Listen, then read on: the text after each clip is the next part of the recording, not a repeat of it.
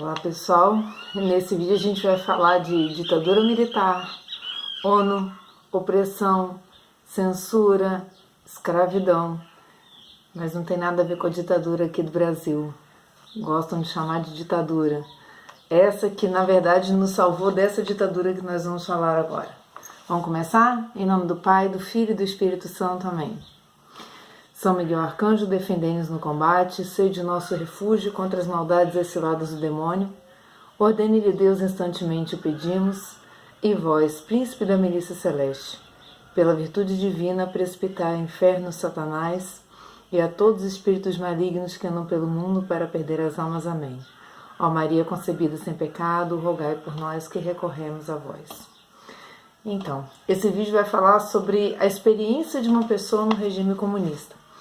Muita gente ouve falar a respeito do que é esse regime na prática, mas pegar um exilado, uma pessoa que viveu lá, um intelectual, um cara que dava aula de italiano em faculdade, um cara culto, e que não podia nunca demonstrar sua insatisfação pelo regime durante muitos anos, inclusive seus anos de universidade, e depois escreveu uma carta que foi publicada aqui pelo Secretariado da Igreja Católica destinado ao diálogo com os não crentes, no boletim Ateísmo e Diálogo.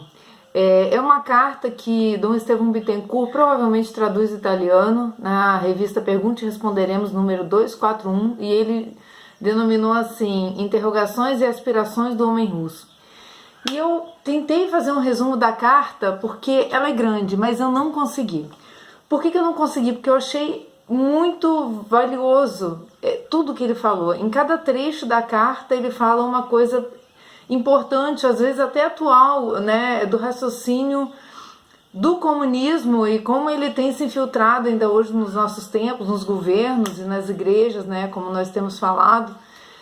E ele faz essa observação da experiência dele no regime comunista em contraposição aos países do Ocidente, né? Ele, inclusive, demonstra que ficou um pouco decepcionado com a democracia, com a liberdade, então ele faz uma crítica.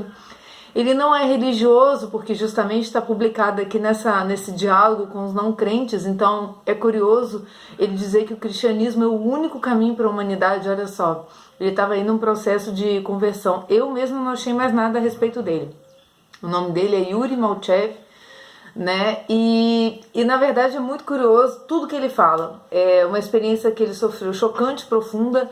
Então, como ela é uma carta grande, eu vou ter que dividir em partes, em vários vídeos, porque eu acho mais importante vocês terem acesso a essa carta do que terem acesso a uma coisa resumida que pode não dizer exatamente tudo o que ele quis dizer. Então, Dom Estevão Bittencourt começa dizendo assim, que apesar de 60 anos de militância marxista e ateia na Rússia, registram-se expressões de repúdio ao materialismo ateu, que atestam o reavivamento dos sentimentos religiosos e místicos do povo russo. Então, acabei aqui dizer que essa revista de 1980, de Dom Estevão, então a gente ainda estava aí sobre todo aquele clima da Guerra Fria, não tinha ainda... A União Soviética ainda não tinha se desfeito, então ainda estava lá o regime de Stalin. Então esse é o contexto dessa carta. Ele refugiado na Itália, que é um país que ele tinha afinidade inclusive de língua, né? E para onde muitos dos amigos dele também foram. E a gente vai contar aí nessa carta como que ele foi parar lá, como que ele conseguiu, na verdade, não ser capturado e morto pelo regime comunista. E esse é o pano de fundo, Guerra Fria. Mas é muito atual, é como se eu estivesse falando hoje em 2018, no nosso tempo, sobre uma experiência que vai continuar marcante, né, ao longo de todos os séculos da história, faz uma parte importante da história. Então, o Dom Estevão vai dizer que é um intelectual russo de 44 anos de idade, que professa a rejeição do comunismo e registra fatos significativos ocorrentes em sua pátria. Foi professor de italiano na Universidade de Moscou, mas por ser dissidente político viu-se expulso de sua pátria. Reside atualmente em Roma e o autor se diz religioso. Então a gente já partiu para a apresentação dessa carta. Nascido no ano de 1932 em Rostov, às margens do rio Don. Muito cedo, desde os primeiros anos da escola elementar, fui educado no marxismo-leninismo. como todos os meninos russos. Todavia, em mim sempre houve um espírito crítico. Sempre me impressionou a diferença entre a propaganda oficial e a realidade da vida na União Soviética. A propaganda dizia que éramos o primeiro país do mundo e que todos os anos fazíamos progresso. Contudo, eu via ao meu redor a pobreza, a perseguição aos fiéis e opositores, respirava a atmosfera de terror que reinava principalmente quando eu era jovem, nos tempos de Stalin. Diariamente registravam-se prisões, inclusive de pessoas conhecidas. Mesmo em nossa casa, ninguém falava desses fatos. Eram tabus, como eram todos os temas políticos. Os meninos são sensíveis a tal atmosfera. Sem que alguém me tivesse dito coisa alguma, creio que por volta dos 10 anos eu tinha perfeita consciência de viver sob um regime intolerável, contrário a todas as aspirações mais naturais do ser humano. E eu pulo aqui para um outro tópico dessa carta para continuar essa apresentação. Após ter obtido a minha licenciatura em letras no ano de 1955, trabalhei como tradutor de italiano em várias editoras de Moscou. Fui professor de italiano na Universidade de Moscou. Dediquei-me ao periodismo e à crítica cinematográfica. Fui colaborador científico no Instituto de Filosofia da Academia de Ciências. Desde o início, aderi ao Grupo de Ação para a Defesa dos Direitos do Homem, juntamente com outros intelectuais, entre os quais Piotr Jakir, Viktor Krasin, ex-prisioneiro, Levitin Krasnov, escritor religioso atualmente exilado, Natalia Gorbanevskaya, poetisa, e outros.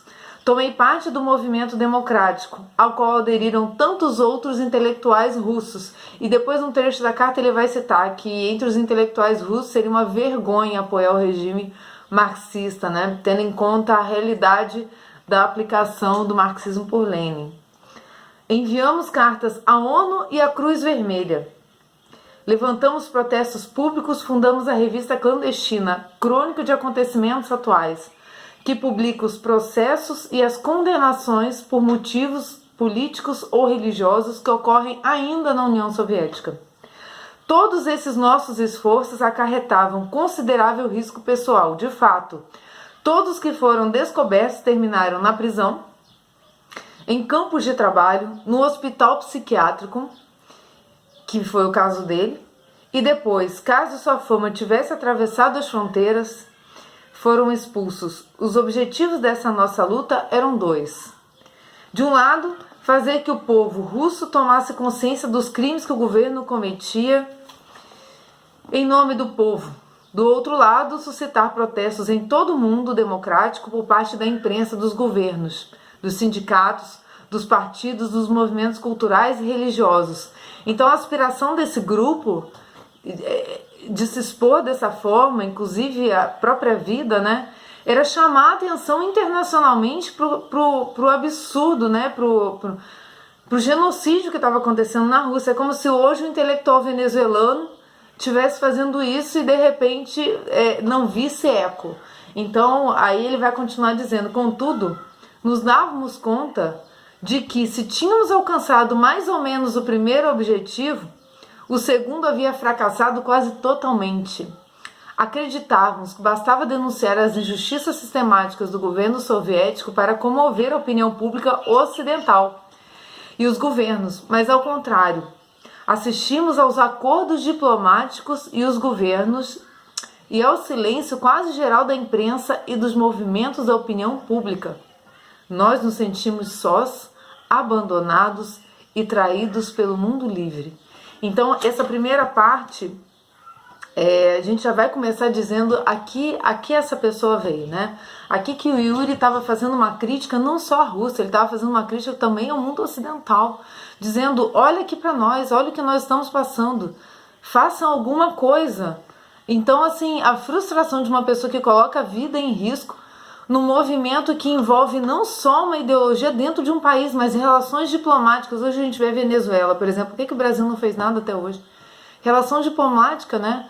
A importância do petróleo, do comércio, né? Do petróleo com esse país. Então, assim, é uma realidade tão atual que vale a pena a gente continuar lendo essa carta. Então esse primeiro trecho foi meio que uma apresentação, a gente vai partir para o próximo vídeo para falar melhor agora os outros trechos que eu coloquei aqui como a realidade do comunismo por alguém que sobreviveu e ele no país em que primeiro foi instalado. A inércia da ONU antes e depois do exílio, a crítica ao Ocidente, ele envia uma sugestão de mudança ao mundo ocidental também, e ele explica a idealização do cristianismo. Então, esses são pequenos trechos que eu enumerei aqui. A gente continua no próximo vídeo para poder ficarem vídeos mais curtinhos para vocês aí, tá? Até o próximo.